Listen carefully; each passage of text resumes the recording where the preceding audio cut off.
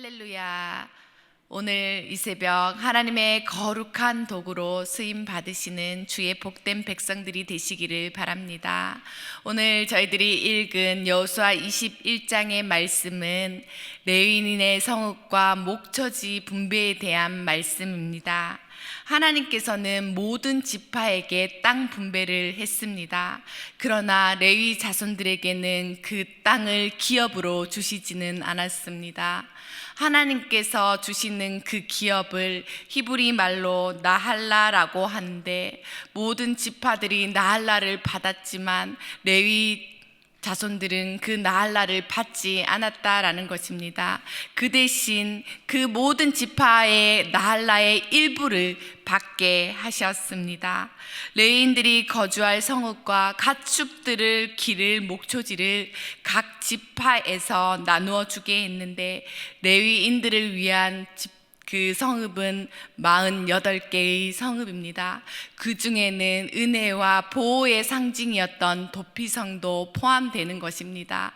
그래서 어제 나누었던 도피성에 관한 이야기가 레위인들을 위한 것이라는 것을 기억하신다면, 레위인들을 위한 성읍은 여호수아 20장과 21장에 나오고 있습니다. 13장부터 19장까지 이르는 이스라엘 지파를 위한 그 땅 분배는 어떤 의미를 가지고 있었습니까? 그 땅은 하나님께서 기업으로 준 선물이라는 것입니다. 나할라라는 것은 무엇입니까? 조상으로부터 받은 유산, 유업을 의미합니다. 그들에게는 그 선물 유업을 받았습니다. 그러나 레위인들은 그 유업을 받지 못하고 여러 지파들로부터 받게 되는 것입니다. 그러면 레위인들의 성읍은 어떤 의미입니까? 그 선물의 일부, 축복의 일부를 다시 하나님께 돌려드린다라는 뜻을 가지고 있습니다. 이스라엘 온 지파들이 기업을 분배하면서 이스라엘 나라라는 외형이 완성되었습니다. 그러면 레위인들을 위한 성읍은 어떤 의미입니까? 그 완성된 나라에서 그 백성들이 어떻게 살아야 하느냐라는 귀한 의미를 주고 있는 것입니다. 그래서 오늘 말씀을 통해 하나님께서는 레위인을 위한 성읍을 마련해 주심으로 하나님께 예배하고 섬길 수 있는 거룩한 백성의 정체성을 회복하게 해 주셨습니다. 이 특별한 계획이 단순히 땅 분배를 넘어서 하나님의 섭리와 그 백성들이 이루어야 할 공동체의 본질에 대해서 오늘 깊이 묵상하게 해 줍니다. 그 첫 번째입니다. 레위인을 위한 성읍도 하나님께서 정하신 분배의 질서에 따라 이루어졌다라는 것입니다. 2절 말씀을 함께 읽겠습니다. 가나안 땅 실로에서 그들에게 말하여 이르되, 여호와께서 모세에게 명령하사 우리가 거주할 성읍들과 우리 가축을 위해 그 목초지들을 우리에게 주라 하셨나이다 하매. 아멘. 레위 지파 족장들이 제사장 엘르아살과 눈의 아들 여호수아와 여러 이스라엘 지파의 족장들의 모임에 찾아와서 우리에게 허락하신 모세의 율법에 나타나는 대로 그 성읍을 분깃을 달라라고 요청하는 장면입니다. 모세에게 명령한 그 규례는 민수기 35장 1절에서 8절까지 나와 있습니다. 레위인의 성읍을 몇 규빗으로 하고 얼만큼 하라라는 그 규정이 모세의 율법에 기록되어 있다라는 것입니다. 그러면 레위인에게 분깃을 주는 것은 이 율법을 실행하는 것이겠지요. 하나님의 계획대로 이루어지는 것입니다. 다른 지파들은 넓은 땅을 차지했습니다. 그러나 하나님께서 그들에게 각 지파의 성읍을 나누어서 레위인에게 주라고 했습니다. 레위 지파는 다른 지파처럼 넓은 땅을 차지하지는 못했습니다. 이는 레위인들이 하나님을 섬기며 성소에서 봉사하는 자로 살아가라는 하나님의 계획이 있었기 때문입니다. 이스라엘 땅에 흩어져 있는 레위의 성읍과 그 안에 사는 레위인들의 모습을 통해 이스라엘 사람들은 보이지 않는 하나님을 느꼈던 것입니다. 그런 면에서 레위 성읍은 이스라엘의 신성하고 거룩한 상징이 되는 것입니다. 그리고 레위인들은 하나님의 성소를 섬기는 자로 땅 소유는 하지 않았지만 하나님께서 친히 그들의 삶의 생계를 책임지신다는 것을 깨닫게 하였습니다. 우리도 마찬가지입니다. 우리도 만인 제사장으로 이 땅을 살아가면서 우리는 어떠한 기준으로 살아가고 있습니까? 조금 더 많은 것을 소유하고자 달려가고 있습니까? 조금 더 높은 자리에 앉고자 그렇게 애쓰고 있습니까? 더 많은 것을 가지려고 더 높은 위치를 차지하려고 때로는 우리가 헛된 것을 쫓을 때가 있습니다. 그러나 레위 지파의 삶을 통해서 하나님의 뜻을 따르는 것이 진정한 기업임을 가르쳐 주십니다. 우리도 하나님의 은혜와 섭리 속에 살아가고 있습니다. 우리의 삶이 이 모세 율법을 행했던 것처럼 하나님의 말씀 안에 질서 있게 행하게 된다면 하나님께서는 우리의 삶을 책임지실 것이고 우리 또한 하나님의 일을 온전히 감당할 수 있을 것입니다. 둘째로 레위 지파의 성읍 분배는 모든 지파가 함께 나누는 모습을 통해 공동체의 섬김과 나눔을 배울 수 있습니다. 레위 지파가 성읍을 요청하는 근거로 모세의 율법을 들었다고 이야기를 했습니다. 그 근거는 두 가지가 있습니다. 왜 모세의 율법을 근거로 그 분깃을 달라고 하냐면, 첫째는 찾아온 레위 족장들의 말이 합법하다, 율법에 근거한다라는 주장에 설득력을 주는 것이고, 두 번째는 이 율법의 말을 듣고 이스라엘 사람들이 얼마나 율법에 충실하여서 어떠한 반응을 보여주는지 강조하기 위함입니다. 3절의 말씀을 함께 보도록 하겠습니다. 이스라엘 자손이 여호와의 명령을 따라 자기의 기업에서 이 성읍들과 그 목초지들을 레위 사람에게 주니라. 아멘. 레위 지파의 요청에 곧바로 응답하는 모습을 볼 수 있습니다. 그들은 각 지파에서 제비 뽑아서 그들이 받은 축복의 일부를 나눠주고 있는 것입니다. 이것은 물질의 제공을 의미하는 단순한 의미에서 그치지 않습니다.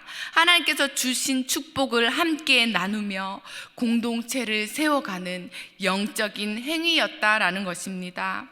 오늘 우리도 하나님의 받은 은혜를 나누며 다른 이들을 섬기며 살아가고 있지 않습니까?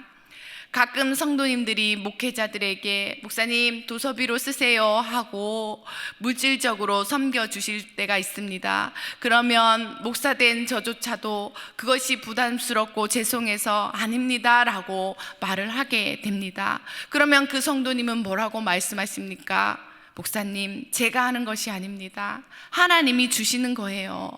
그러면 어쩔 수 없이 마지못해 귀한 곳에 쓰겠습니다라고 받게 되는 것이죠. 그 말이 옳습니다. 하나님이 내게 주신 소유는 우리가 사용되라고 주신 하나님의 주신 소유라는 것, 하나님의 선물이라는 것입니다. 이번 설 연휴에 장례가 있었습니다. 장례식으로 향하는데 한 집사님과 함께 차를 타고 가면서 이런저런 이야기를 나누게 되었습니다. 그 집사님 말이 밥을 사주게 되면 그 감사함은 하루가 간다고 합니다. 옷을 사주게 되면 그 고마움이 한철을 간다고 합니다. 그 옷을 입는 한철에 감사하다라는 거죠. 집을 사주게 되면 그 고마움은 1년을 간다고 합니다. 봄, 여름, 가을, 겨울을 지내보니 감사하다라는 것입니다. 그런데 그 감사가 영원하지 않다라는 거죠. 일리가 있는 말이었습니다. 그러면 하나님께서 우리에게 주신 사용되어져야 할 소유를 가지고 어떻게 영원히 기억에 남는 감사함을 유지할 수 있을까요? 그것은 하나님 나라를 위해 가치 있게 쓴 일이 아니겠습니까? 하나님이 주신 소유 중 일부를 주님의 이름으로 다른 이들을 위해, 하나님 나라를 위해 섬길 때 그것이 교회가 세상을 향해 하나님의 사랑을 나타낼 수 있는 방법입니다. 레위 지파에게 주어진 성읍들은 각 지파가 나누어 준 것입니다. 하나님께서는 이스라엘 공동체 안에서 서로 돌봐주라고 공급하는 구조를 이 말씀을 통해 이루어 주신 것입니다. 오늘날 교회 공동체에도 동일하게 적용되어야 할 것입니다. 하나님께서 우리에게 맡겨주신 것을 서로에게 섬길 때에 하나님의 뜻이 말씀대로, 여호와의 명령대로 이루어지는 것입니다. 마지막으로 레위인의 성읍과 목초지는 단순히 그들의 거처만이 아닙니다. 하나님께서는 이스라엘 백성 가운데 세우신 거룩한 모델을 두신 것입니다. 레위인들이 하는 일이 무엇입니까? 하나님의 예배를 인도하고 백성들에게 율법을 가르치며 백성들을 하나님께로 인도하는, 하나님과 사람 사이의 중보자의 역할을 감당하는 것 아니겠습니까? 특히 레위인들 중에서 특별한 역할을 맡은 제사장 그룹이 있습니다.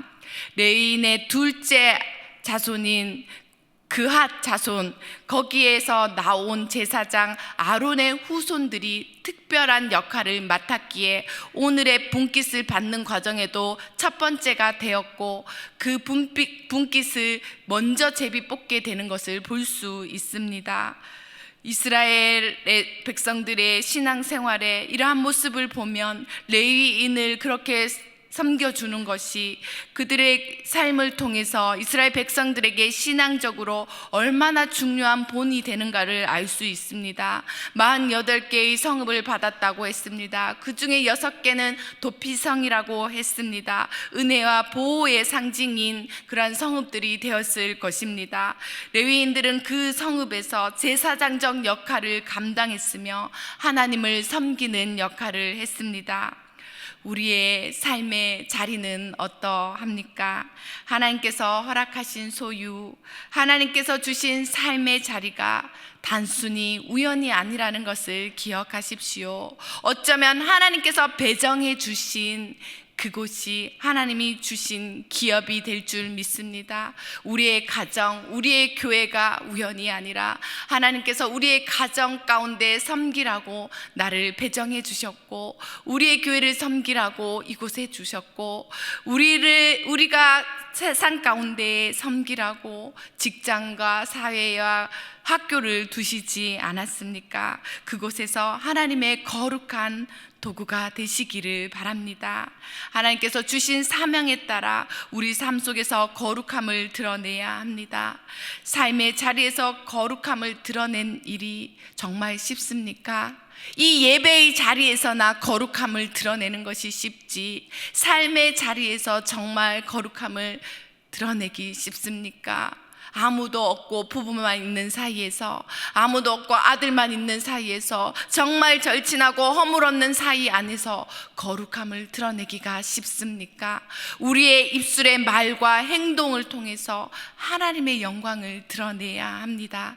세상 가운데 빛과 소금으로 살지 아니하면 하나님의 거룩함을 드러낼 수 없습니다. 거룩함을 드러내는 것이 결코 쉽다라고 말하지 않습니다. 레위인들만 살게 하시지 각 성읍으로 흩어져서 그들이 많은 사람들이 있는 그 속에 살게 하는 것이 쉬운 일이 아니라는 말씀입니다. 우리도 하나님을 먼저 믿는 하나님의 자녀로서 세상 속에 살아갈 때, 가정 가운데 살아갈 때, 교회 공동체에 속해 살아갈 때 하나님의 거룩함을 드러낼 수 있는 은혜가 있기를 축복합니다. 결론입니다. 레위 지파에게 주신 성읍은 하나님의 공급하심의 상징입니다.